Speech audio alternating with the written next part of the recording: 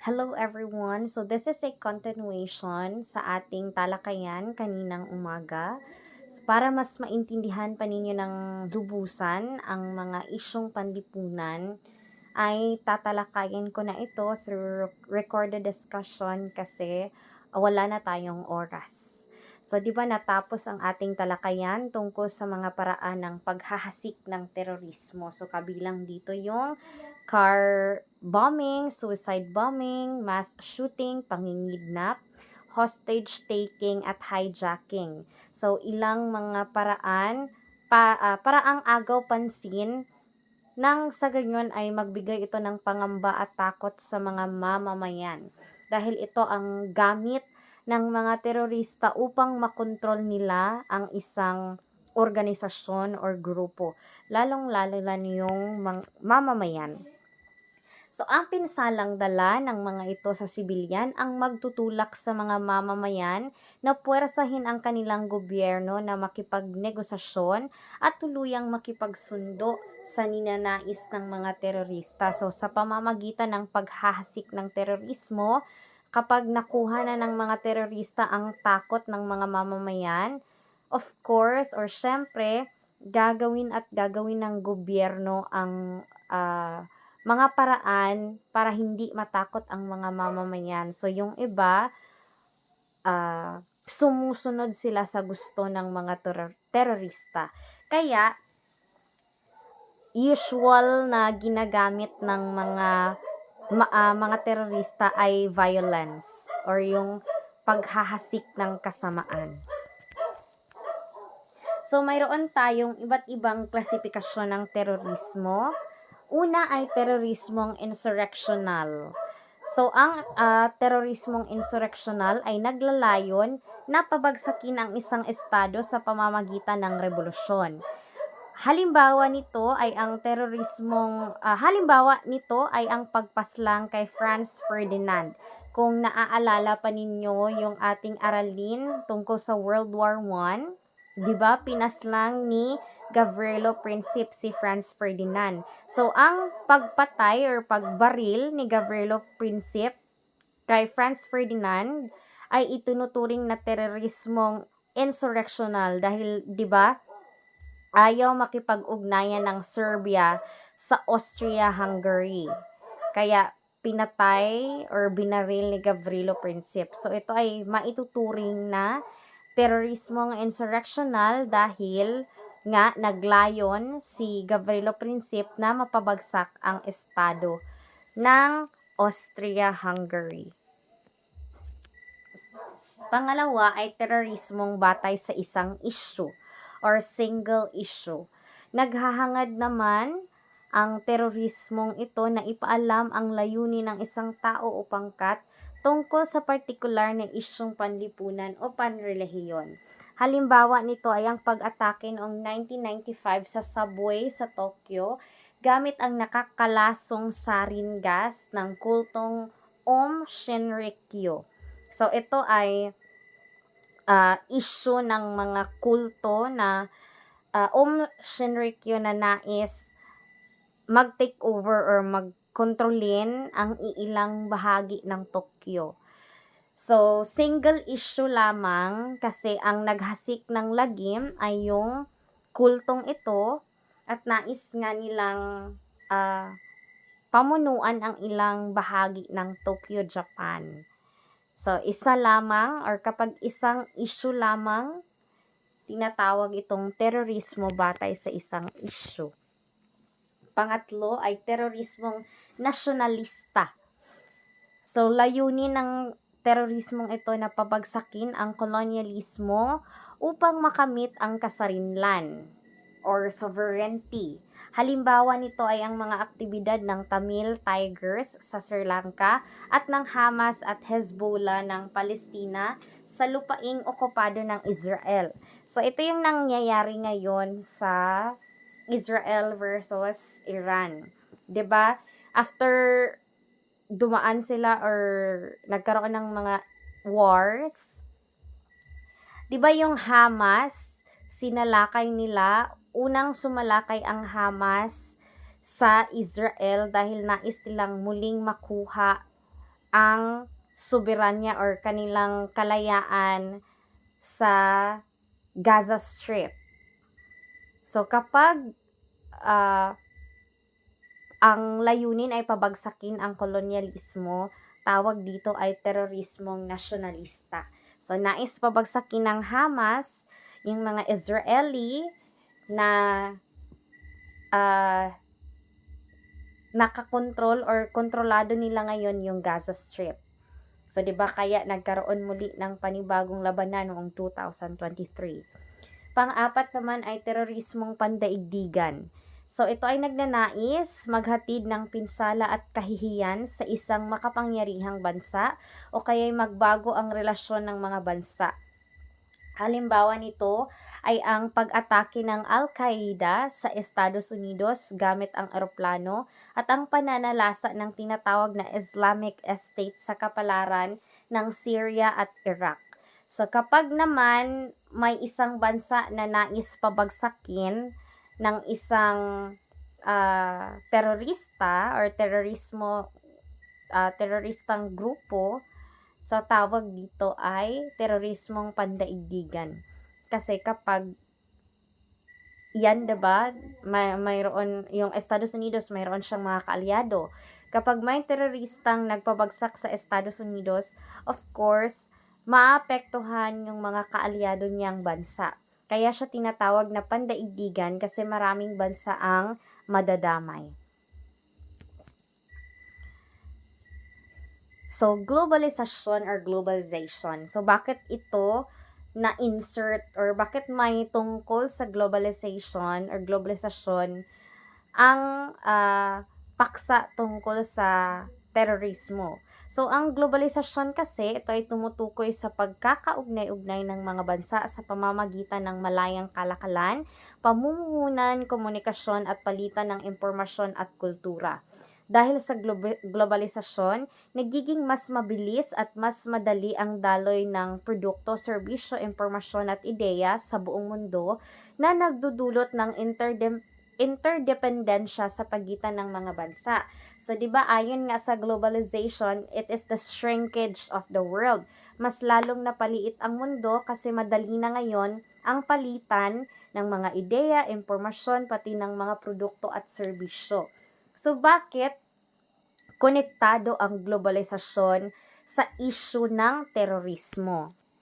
So, ang terorismo at globalisasyon, itinuturing na anak ng globalisasyon ang mga bagong klase ng terorismo. Dahil sa globalisasyon, napabilis ang daloy ng kaisipan, yaman at teknolohiya sa mga bansa at lipunan. Ang mga teroristang organisasyon ay nakinabang dahil madali nilang naipakakalat ang kanilang propaganda at nakakahimok ng mga bagong sumisimpatya mula sa mga pamayanang nakararanas ng pang-aapi o pang-aabuso.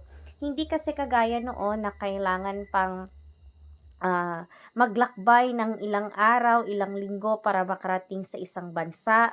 Kung nais mong magkontrol ng isang bansa, pati yung mga ideya, hindi madaling mapunta or makarating sa ibang mga bansa kasi nga wala pang internet, hindi pa madaling makapag-post noon. So ngayon mas madali, kaya nga tinatawag na anak ng globalisasyon ang mga bagong uri or klase ng terorismo kasi ngayon mas mabilis ang palitan ng mga ideya, palitan ng mga armas, at iba pang mga kailangan para sa terorismo. So, mas madali na ngayon kasi mayroon na tayong iba't ibang uri ng sasakyang pandagat, panghimpapawid, panglupa. Kaya mas madali na ngayon ang paggamit or paggawa ng mga pag-take over ng mga terorista sa mga countries. Mas madali rin magkaroon sila ng mga supporters. Kasi nga, isang post lang sa social media, marami ng tao ang sisimpatya. 'Di ba? Magkakaiba tayo ng mga ideya. So, kapag okay sa kanila, yung konsepto, maaaring sila ay sumuporta sa mga teroristang ito. Usually or mostly, mga aktivista sa Pilipinas galing sa UP. Mas madali kasing hindi naman sa mauto mapaniwala ng mga terorista yung mga estudyante kasi nga masyado silang nabubulag sa katotohanan at nabubulag sa mga propaganda ng mga terorista. So usually kasagaran jud taga UP nga eskwelahan ng mga activist. So mayroon tayong iilang mga paraan para malabanan ang terorismo. So may mga pangunahing estratehiyang ginagamit sa paglaban ng terorismo. Ilan dito ay pagpapahusay sa sistema ng seguridad ng estado o bansa, paggamit ng hukbong militar sa pagsupil, at maayos na negosasyong politikal. So sa tatlong mga paraan na iyon, ang pinaka mabuting gawin ay ang negosasyong politikal. So di ba nga, sa mga naitalakay natin, diplomasya, pakikipag-usap, negosasyon sa bawat bansa para tayo ay magkaintindihan.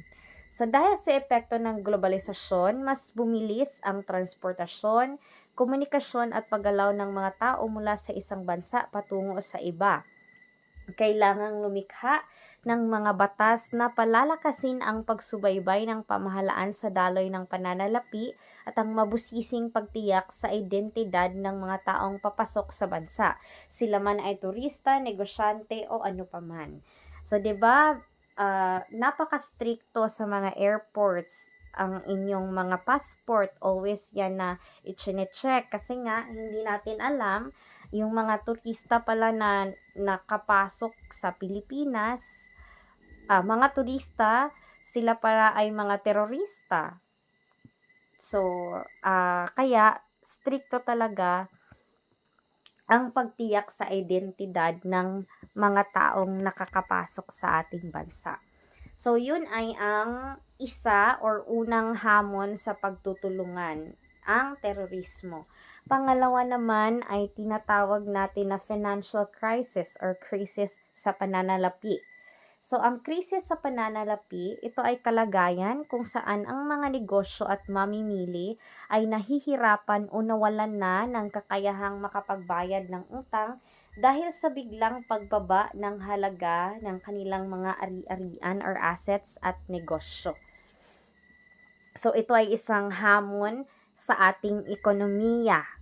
Pagbagsak o pagkawala ng kakayahan ng mga negosyante at mamimili sa pagbenta at pagbili ng mga produkto at serbisyo ng dahil sa utang.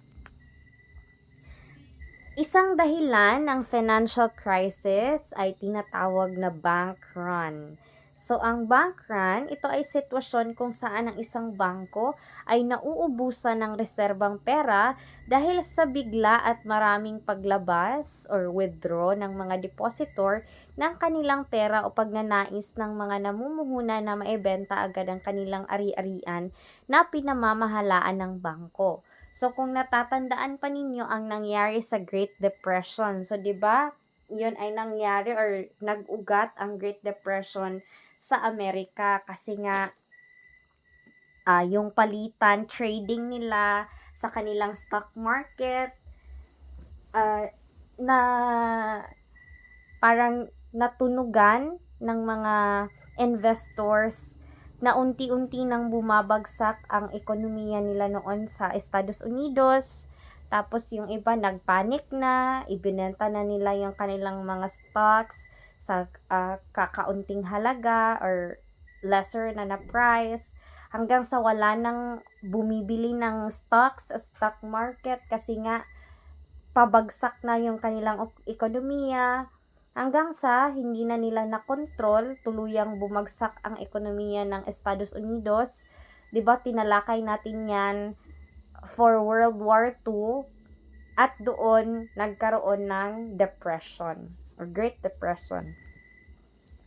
So, maaari ring magdulot ng krisis ang tinatawag natin na bubble economy o paglaki at pag-impis ng ekonomiya ng isang bansa. Ito ay nangyayari kung saan biglang lumulobo ang ekonomiya ng isang bansa at bigla-bigla rin itong umiimpis or mo lessen siya ba, 'di ba?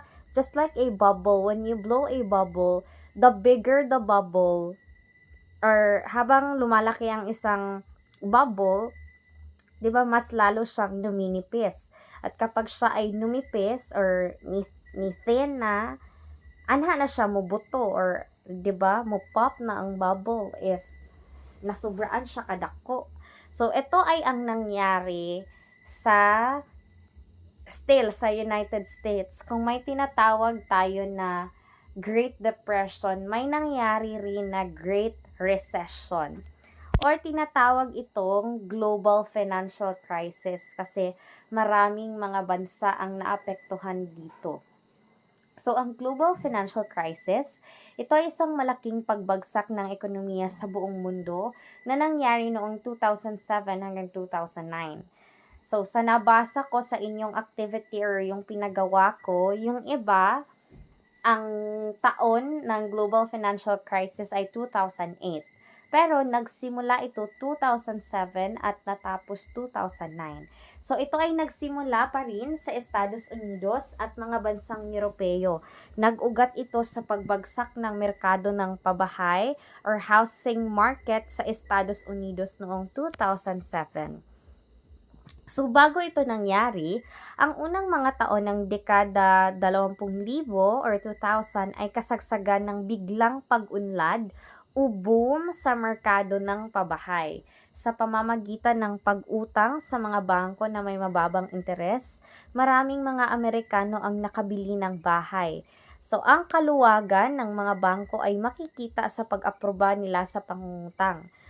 So, biglang nag-boom, 'di ba? Kagaya ng bubble economy. Kalit og boom ilahang housing market adto nga time. Daghan kayog namalit og houses or mga pabahay.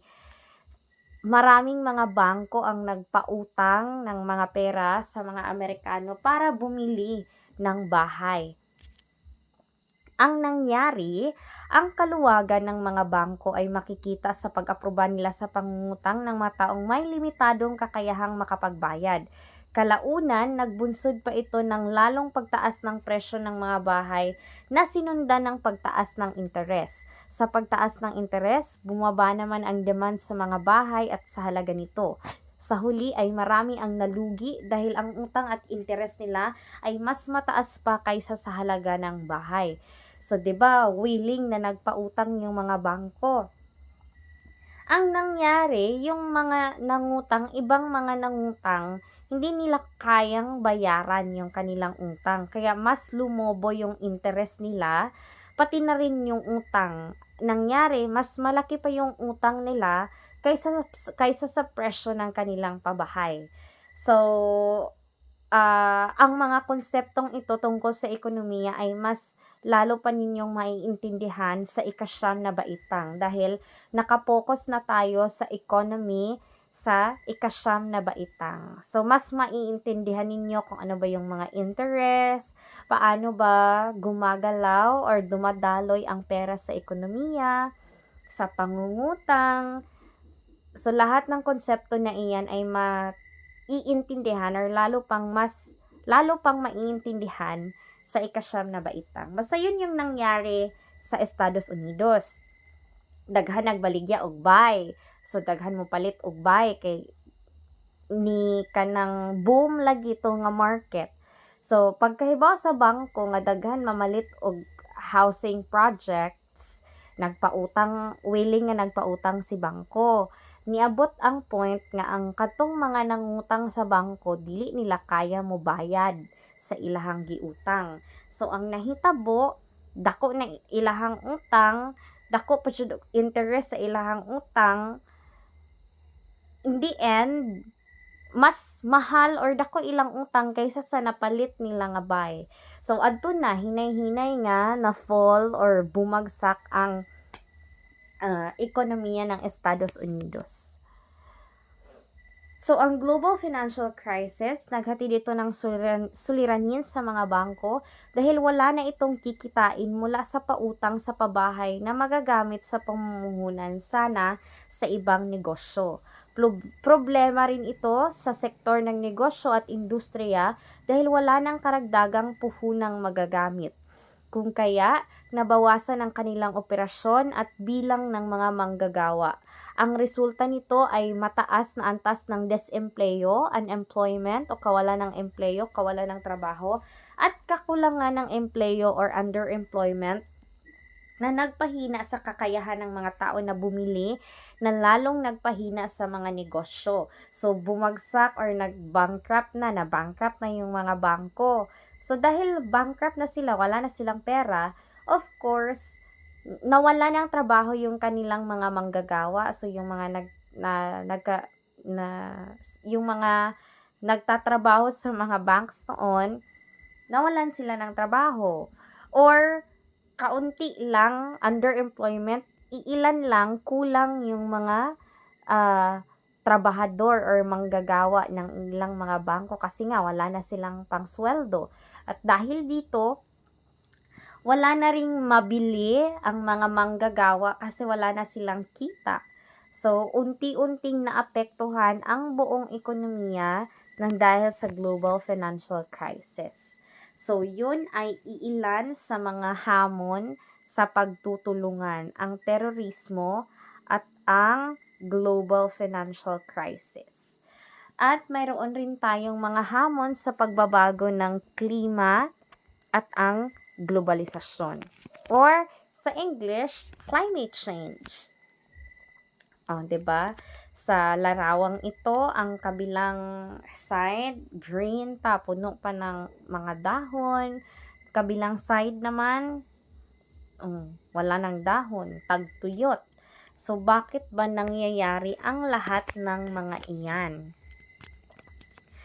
So, ang climate change or pagbabago sa klima, ito ay ang pangmatagalang pagbabago sa temperatura at mga pattern ng weather ng daigdig. Ang bahagyang pagbabago sa klima noon ay dala ng mga likas na pangyayari tulad ng pagsabog ng bulkan na ang ibinuga nitong mga material ay tumataklob sa rabaw ng daigdig at pansamantalang nakapagpapababa ng temperatura dahil ibinabalik nito sa kalawakan ang radyasyon ng araw. Ang pagsabog ng bundok Pinatubo noong 1991 ay naglabas ng 2 milyong tonelada ng material sa atmosfera na nagpababa sa pangkalahatang temperatura ng mundo ng 0.6 degrees Celsius sa loob ng 3 taon. So, ito yung mga naranasan natin na pagbago sa klima noon. Matagalang pagbabago sa temperatura. So, sa lagay na ito, previously, sa mga years that has passed, bumaba ang pangkalahatang temperatura ng mundo. Kasi nga, yung mga remains or yung eruption ng mga bulkan, especially sa Mount Pinatubo, napunta sa atmosphere at dahil dito na-block or tayo mo ni Earth pagbuto na sa atmosphere, na-block man dito ang sunlight, maong wala naubos ang temperature dinhi sa Earth kay katong mga gipangbuto sa bulkan, marag na cover nila ba, wala nakasudiretso ang init sa kalibutan. Adto nga time ni ubos ang temperature. Ang nangyayari ngayon sa daigdig, sa pag-aaral ng mga eksperto, ang mga aktibidad ng mga tao ang pangunahing dahilan ng pagbabago ng klima. Ang pagputol ng mga puno at pagkalbo sa kagubatan upang gawing pastulan at bukirin ay naglalabas ng carbon dioxide sa atmosfera. Samantalang ang agrikultura, pagsusunog ng langis, at paggamit ng gasolina ang itinuturong dahilan sa patuloy na pagtaas ng emisyon ng methane. Dagdag pa rito ang paggamit ng mga fossil fuels sa transportasyon at pagsusunog ng uling at natural gas bilang pampainit ng mga gusali. Ang produksyon ng kuryente ay naglalabas din ng malaking bilang ng mga nabanggit na gas sa atmosfera. So, ang nangyari, ito na, yung Earth, nagkaroon ng mga emission. So, nagkaroon ng linya, dyan, or linya. Yung mga gas emissions, napundo na sa ibabaw. Unya, ang sunlight, padung sa earth, maukintay ni ang mga emission mo ni ang mga greenhouse gases. Gikan sa methane, carbon dioxide, natural gas, fossil fuels. Kani akong umo ni earth. Nya naa ang kuan ani kanang mao na greenhouse gases, layer sa greenhouse gases. O nisud ang sunlight, nakasud dinhi sa earth, niabot sa earth. Dili naman siya makagawas balik. O kay naa na may layer anang mga greenhouse gases nga nagpalibot sa ato ang earth. Mao ni ang earth ha, mao ni ang greenhouse gases. Dili naman siya kabalik, dili naman siya ka-bounce back sa atmosphere kay na-cover naman. Maunang taas kayo og temperature ang earth karon, or climate change ni taas ng temperature sa earth karon, especially sa mga countries nga located sa equator. Manang daghan og nahitabo nga mga pagbag-o sa ato ang climate nang dahil yan sa kagagawa natin. Ayon sa ulat ng International Energy Agency, IEA, noong 2020, ang tatlong likas na yaman na ginagamit ng tao na may pinakamalaking porsyento sa emisyon ng carbon sa mundo ay una, uling, 45%, langis, 32%, at natural gas, 22%. Bukod dito, naglalabas din ng ibang gas ang iba't ibang produktong ginagamit sa tahanan, komersyo at industriya, o yung mga refrigerator at ibang appliances. Nagkakaroon yan sila ng emission. Ang 7 bansang nagbubuga ng pinakamaraming nakapipinsalang gas sa atmosfera ay ang una, China, Estados Unidos, India, mga bansa sa Europe or kabilang sa European Union, Indonesia, Russia at Brazil. So kaya lalong umiinit ang ating daigdig ngayon kasi nga na-trap ng greenhouse gases ang radiation or ang init mula sa araw.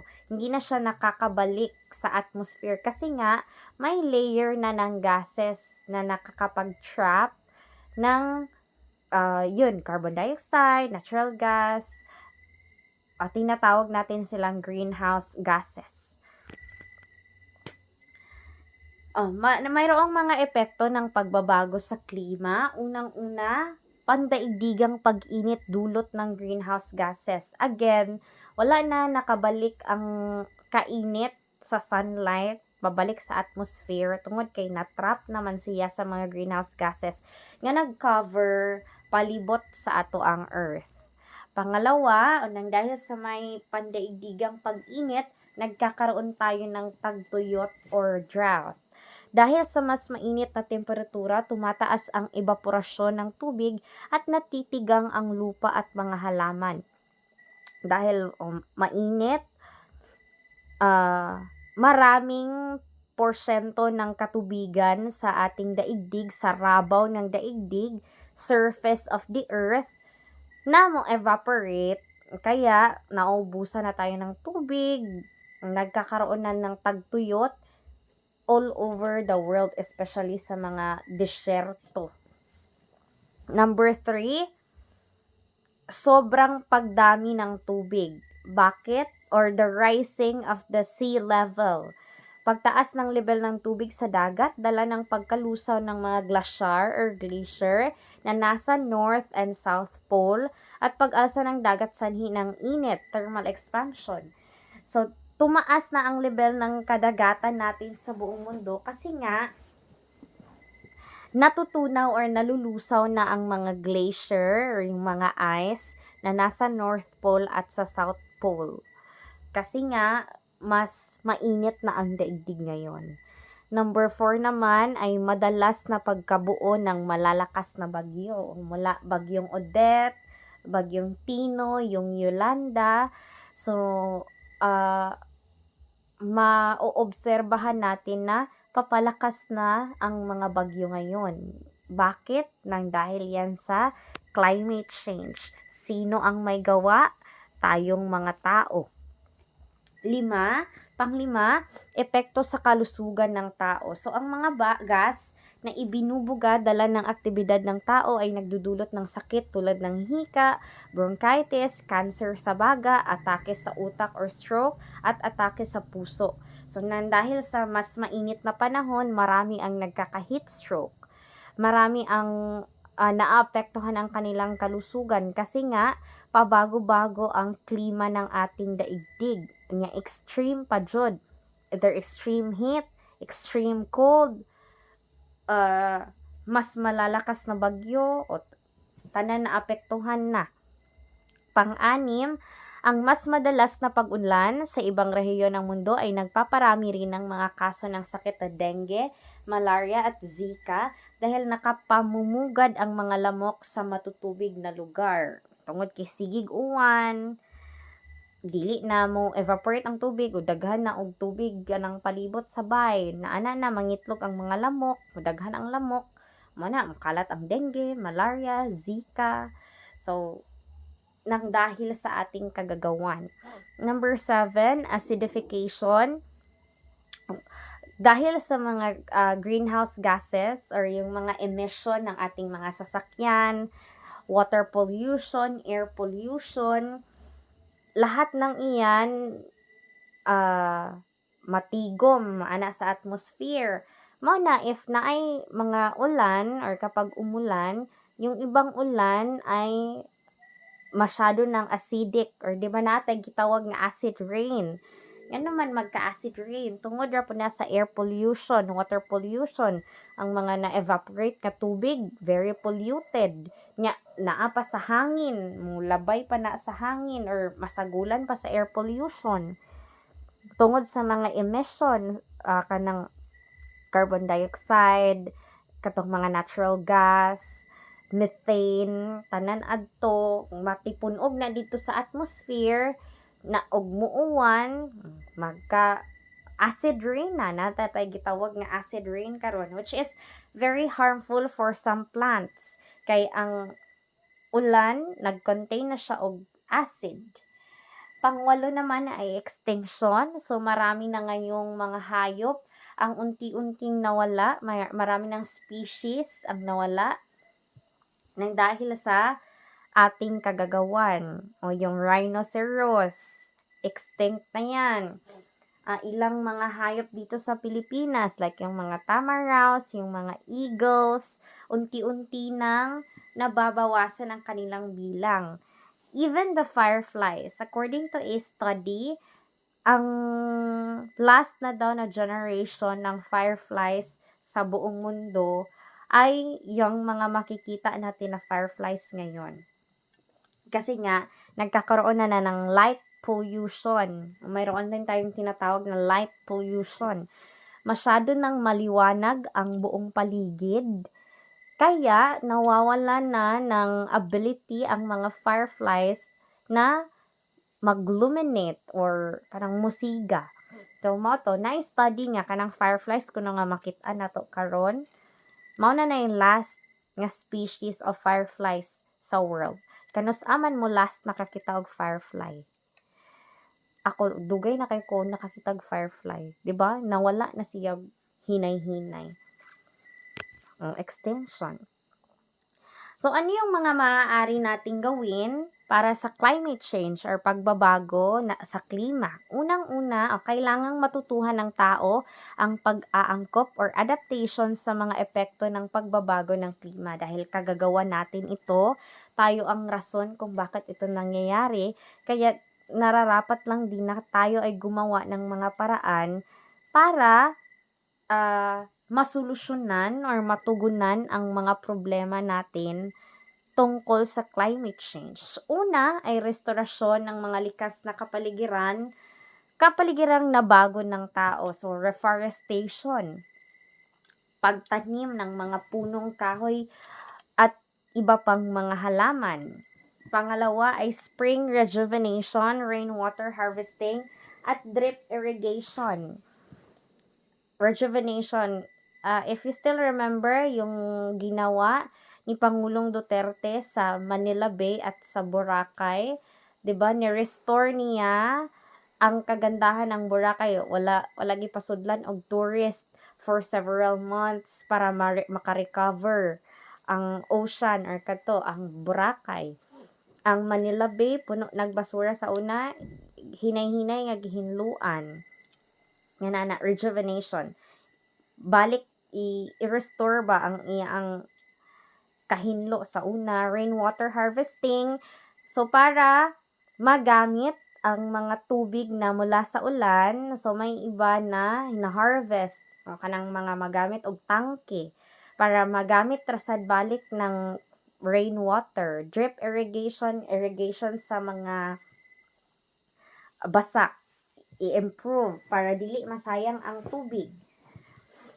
Pangatlo ay tinatawag natin na sponge cities.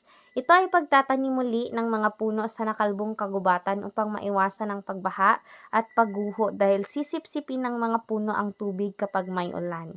So, same sa restorasyon ng mga likas na kapaligiran, sponge cities, pagtatanim ng mga puno. Kasi nga, ang mga puno, sila yung sumisip-sip ng sobrang tubig, lalo na kapag umuulan, o para maiwasan natin ang pagbaha at pagguho ng mga lupa. So, sponge cities. Pang-apat, tuluyang paggamit ng mga teknolohiyang gumagamit ng malinis na enerhiya tulad ng solar panel, turbinang paghangin at dekuryenteng sasakyan. So, we shall use renewable energy or renewable sources of energy. So, may mga bansa na gumagamit ng mga solar panels or windmills para makapag-generate ng kuryente.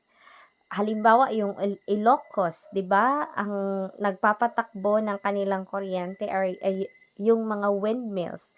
So may masama bang epekto kapag renewable sources ang ginamit? Wala.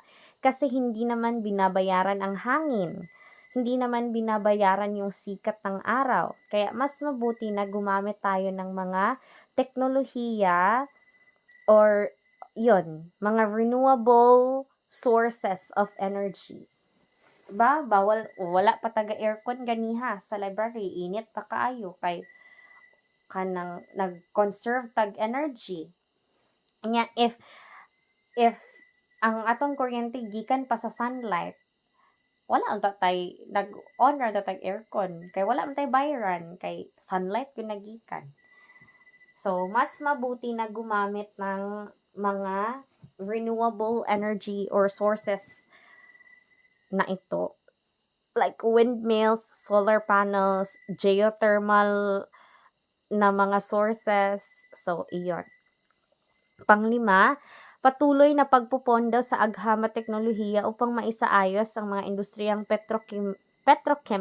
petrochemical na lumilikha ng mga plastic, abono o pataba sa lupa at sabon mula sa mga langis. So, if you like watching documentary films, may isang bansa, Singapore. Yung Singapore, ginagamit nila yung kanilang mga plastic wastes at ginagawa nila itong panibagong produkto.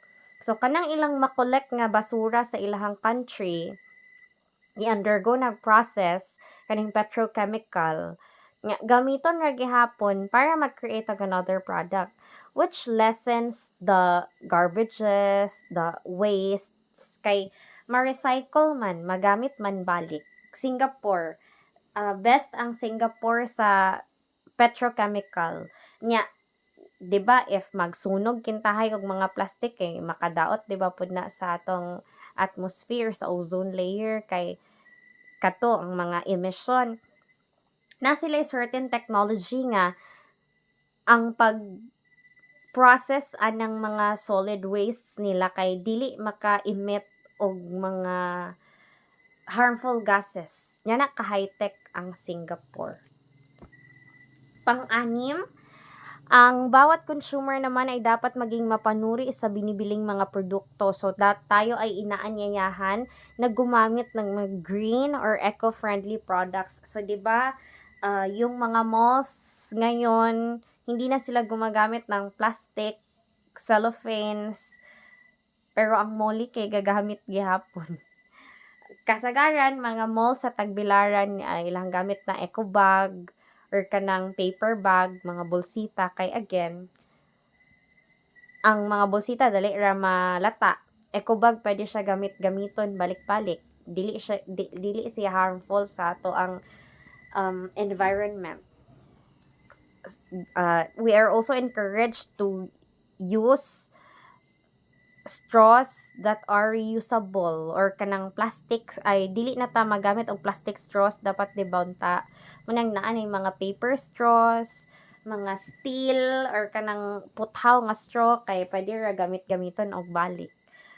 Pati mga plates nato and spoons, ani mga wooden spoons dili na made out of plastic, so dapat siyang green or eco-friendly products. Mahalaga na ang bawat isa ay maging tinig para sa kalikasan. Maaaring ipaalam sa mga opisyal ng pamahalaan ang mga suliraning pangkapaligiran sa pamayanan at mga mungkahing solusyon para dito. Malaking tulong din ang pagiging epesyente sa pagkonsumo o paggamit tulad ng sa kuryente at transportasyon upang mabawasan ang carbon footprints o ang sukat ng greenhouse gases na nalilikha ng isang tao.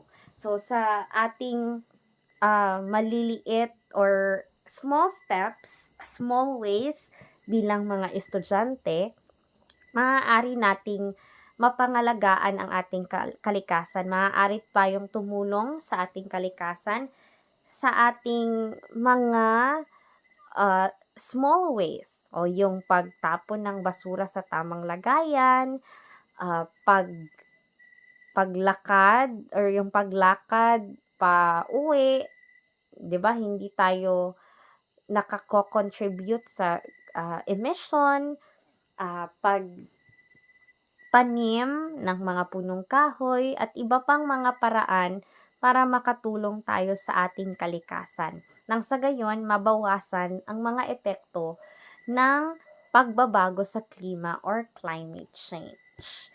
Maraming salamat. Kung kayo ay may mga katanungan, maaari nyo akong i-PM if mayroon kayong mga hindi naintindihan.